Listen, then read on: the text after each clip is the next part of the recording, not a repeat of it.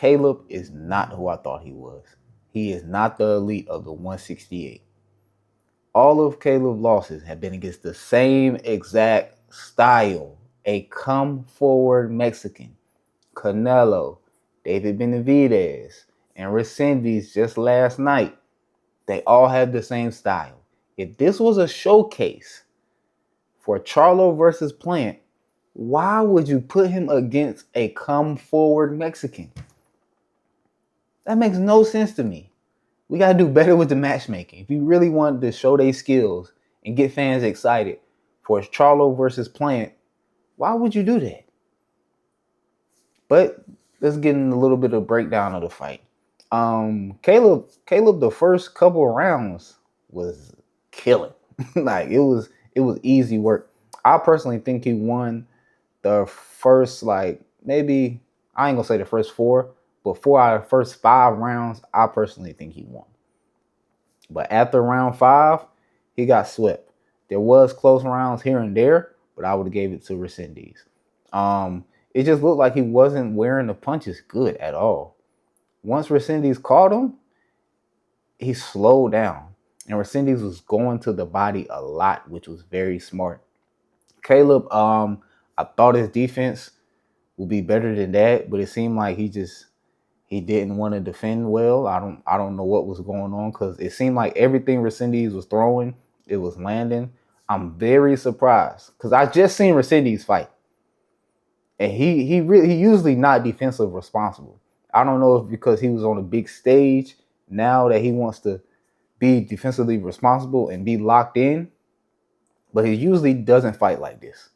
But he did. So he won. It is what it is.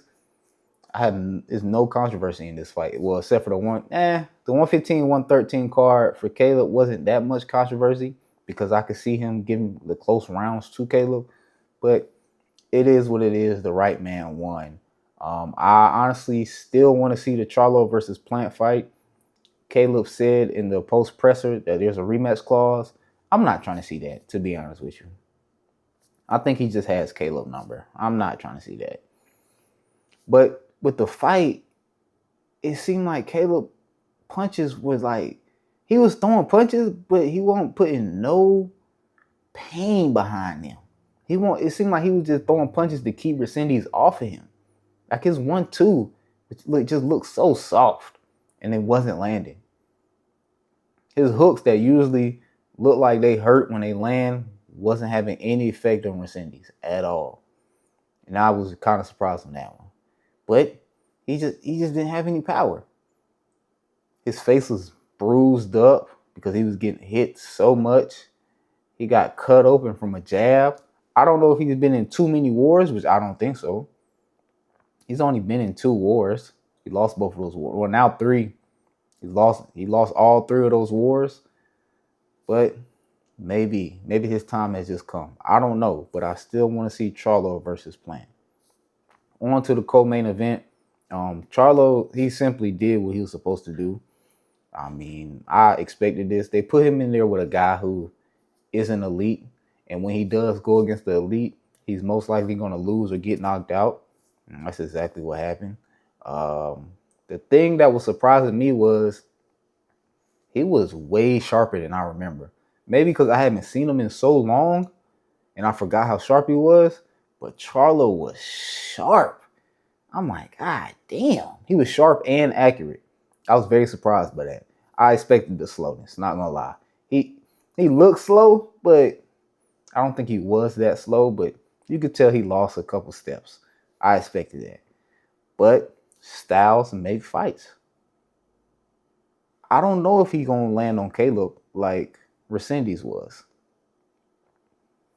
So I still want to see the fight.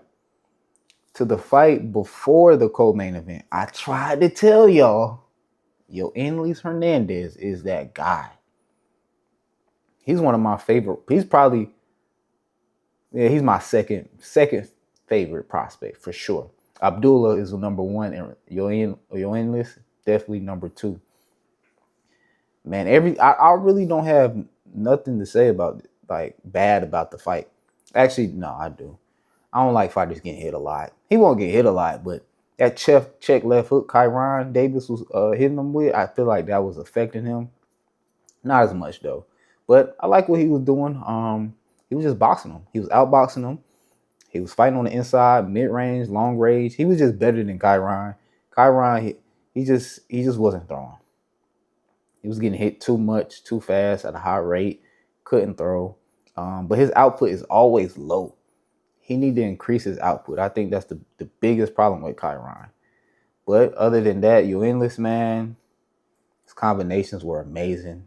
His strength is amazing. He put Kyron Davis down with a jab. I don't like him. I guess he wanted to get some rounds in. I feel like he let off the gas, which his coaches did tell him to, slow it down, still be smart. You don't gotta knock him out. Just, box him and then go in for the kill, maybe the last 2 rounds. I don't like that they said that, but it's all good. It didn't get him in trouble. You usually can get a fighter in trouble, but he was real safe the last 2 rounds, and he gave the fans a good show. I want to know what's next because I feel like Kyron is like the middle of the middleweight division. He's like the middle tier. Is he going to have a couple more fights at middle tier and then go up to, let's get a championship? There's 2 Cubans in PBC right now with a championship. Adames and Lara. I don't know if he's going to try to fight one of them because he's also Cuban. I guess it's going to be Cuban versus Cuban. I don't know what's going to happen. But honestly, I don't know if he's ready for a championship right now.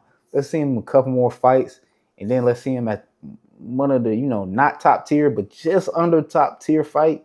I can't imagine who that would be at the moment.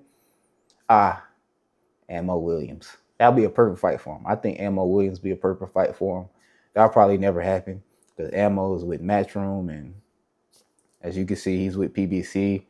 They don't really match up a lot unless it's big money fights. So that probably won't happen. But those are the type of guys I want to see him fight before he gets a title shot. Definitely don't want to see him in there against Janabek. Janabek has too much experience. They was talking about Janabek last night. Don't want to see that.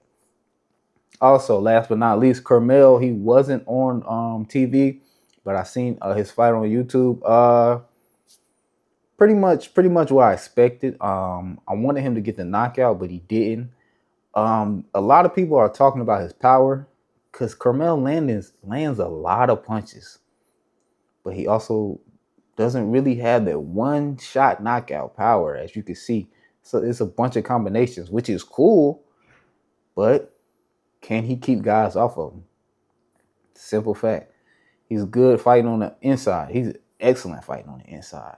It's kind of short, so mid-range might be he's a good fighting mid-range, but when he goes against taller guys and better competition, that might kind of be tough for him. But he did what he was supposed to do. He won all 8 rounds. I don't think he knocked the dude down at all. Not gonna lie. Dude was getting just a little bit. He was getting some stuff off. So you can see the holes of where he needs to improve because he was definitely getting some stuff off. But he was supposed to win this fight, and he did. I don't expect them to move him up against a better opponents until like maybe he's 20. So like in a year or 2.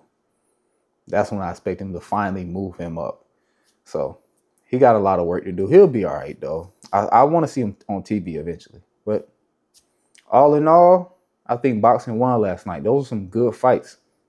The first television fight, I forgot their names, but it made sense why they was the first television fight because they was just out there throwing. 2 Mexican knockout artists, and they was just out there throwing. And one of them got the knockout. So, good card. I think boxing won last night.